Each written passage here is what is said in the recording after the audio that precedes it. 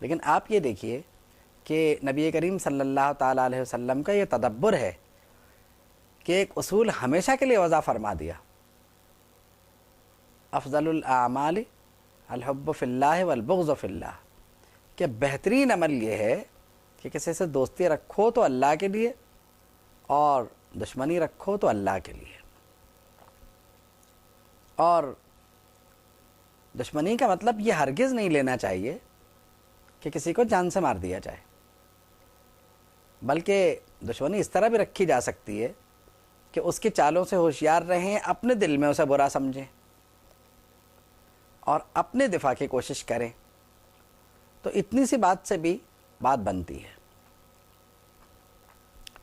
کیونکہ ایک اصول تو یہ ہے کہ جو آپ کو تکلیف نہیں پہنچا رہا، آپ خواہ اسے تکلیف کیسے پہنچائیں گے. پہلی بات تو یہ ہے. اور پھر مسلمان کبھی ایسا معاملات میں پہل نہیں کیا کرتا، یعنی مسلمان کا ہاتھ خون ناحق سے رنگاوا نہیں ہونا چاہیے. مسلمان حد درجہ احتیاط کرتا ہے اس بات سے کہ قیامت کے دن وہ اللہ کے بارگاہ میں اس طرح پیش کیا جائے کہ اس کے ہاتھوں میں مظلوموں کا خون لگا ہوا ہو. نہ ہی یہ اسلام کی تعلیم ہے اور نہ ہی مسلمان کا شیوا ہے.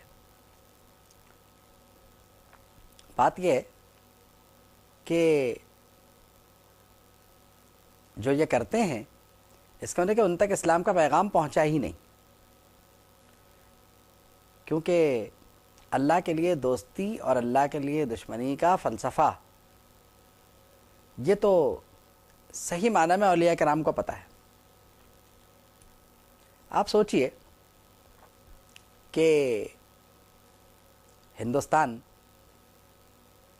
ایک زمانے میں پورا متحد تھا اور بہت بڑا علاقہ ہوا کرتا تھا.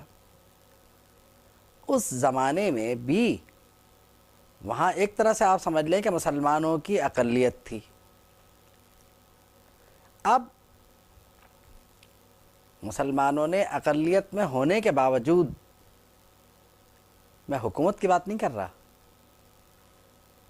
وہاں اولیاء کرام کے ذریعے دلوں پہ حکومت کس طرح کی، کبھی آپ اس کا مطالعہ کیجئے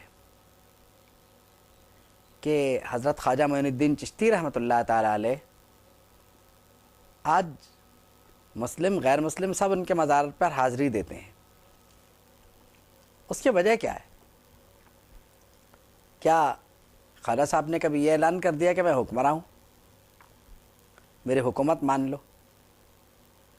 یہی بات ہے کہ جو اللہ کے لیے دوستی کرتا ہے اس کی دوستی کا چرچا قیامت تک رہتا ہے. حکومت ایک دنیاوی معاملہ ہے، تو جو حکمراں آتا ہے وہ اپنے انتقال کے بعد پتہ نہیں کتنے برس یاد رہتا ہوگا، لیکن یہ وہ لوگ ہیں جو زندہ ہوں یا وفات پا جائیں، دونوں صورتوں میں ان کے مزارات سے فیض کی تقسیم ہوتی ہے. کتنی بھوکوں کا تو پیٹ بھرتا ہے اور کتنا ہی کچھ ان کے مزارات پر اللہ کے نام پہ خیرات ہوتا ہے، اور کتنے ہی مستحقین کا بھلا ہوتا ہے. تو ان کے مزارات آج بھی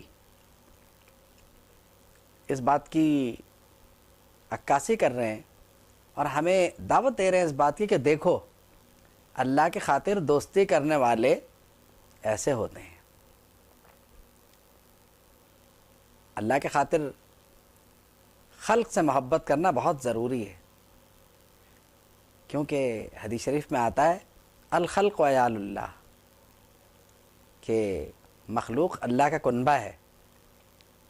حالی نے کہا یہ پہلا سبق تھا کتاب خدا کا، یہ پہلا سبق ہے کتاب خدا کا کہ ہے ساری مخلوق کنبہ خدا کا. تو ساری مخلوق جو ہے وہ اللہ تعالیٰ کی ہے. ایمان و کفر کے معاملات بھی طے پا جائیں گے، لیکن ایمان کی شرط اول یہی ہے کہ اللہ کے لیے تعلق رکھا جائے اور اللہ کے لیے ہی دشمنی رکھی جائے. تو بات یہ ہے غیر مسلموں سے بحیثیت انسان کسی کا مسئلہ نہیں ہے، لیکن جو غیر مسلموں سے معاملہ چلتا ہے وہ عقائد کا چلتا ہے کہ عقائد کے معاملات میں ان سے نہیں بنتی. اور یہ الگ بات ہے کہ مشرک سے تعلقات کس طرح کے رکھنے چاہیے، کیونکہ الحب فی اللہ، اللہ کے لیے محبت کرنا، تو اپنے مسلمان بھائی کو بہر صورت ہر معاملے میں ترجیح دینی ہے. ہمارا معاملہ کچھ یہ ہو گیا ہے کہ اپنوں کی چھوٹی موٹی غلطی بھی معاف نہیں کر سکتے ہم، اور دوسروں کی بڑی بڑی غلطیاں وہ تو ہم کہتے ہیں نہیں یہ تو غلطی ہے ہی نہیں. تو پھر یہ معاملہ جو ہے وہ اللہ کے لیے تعلق رکھنے والا نہیں ہوا اور اللہ کے خاطر بغض رکھنے والا معاملہ نہیں بنا. ہمیں اپنے رویوں پر بھی غور کرنا چاہیے اور بزرگان دین کی تعلیمات پر غور کرنا چاہیے. خواجہ معین الدین چشتی رحمۃ اللہ تعالیٰ علیہ یہی ہمارے بر صغیر کے بزرگ ہیں. آپ دیکھیے کہ پورا بر صغیر بڑی محبت سے، بڑی عقیدت سے ان کا نام لیتا ہے. اسلام ان کے ذریعے اور ان کے خلفائے کرام کے ذریعے ہم تک پہنچا، کیونکہ یہ حضرات اگر نہ کرتے اور تبلیغ کا فریضہ سر انجام نہ دیتے تو کیا بنتا. میں تو یہ سمجھتا ہوں کہ جو لوگ اپنے اپنے ممالک چھوڑ کر دوسرے ممالک میں جا کے آباد ہو گئے، اگر وہ یہ نیت کر لیں کہ ہم یہاں مناسب اور پرامن طریقے سے اور یہاں کے حالات کو پیش نظر رکھتے ہوئے بڑے حکیمانہ پیرائے میں اسلام کی تبلیغ کریں گے، تو مجھے یقین ہے کہ وہ نبی کریم صلی اللہ تعالیٰ علیہ وسلم کے اور اولیاء کرام کے سفیر ہو سکتے ہیں. کیونکہ سفیر کیا کرتا ہے؟ وہ اپنے ملک کی ترجمانی ہی تو کرتا ہے، اور کیا ہے معاملہ؟ اپنے ملک کی پالیسیز بتاتا ہے. یہ اسلام کے سفیر ہو سکتے ہیں کیونکہ یہ اسلام کی باتیں بتائیں گے. تو اگر یہ نیت کر لیں خلوص کے ساتھ تو ان کا معاملہ بھی بن سکتا ہے. اپنے ملک میں تو ہم کر ہی رہے ہیں، یعنی لوگ کر ہی رہے ہیں، یہاں امر بالمعروف بھی ہو رہا ہے، نہیں انل المنکر بھی ہو رہا ہے.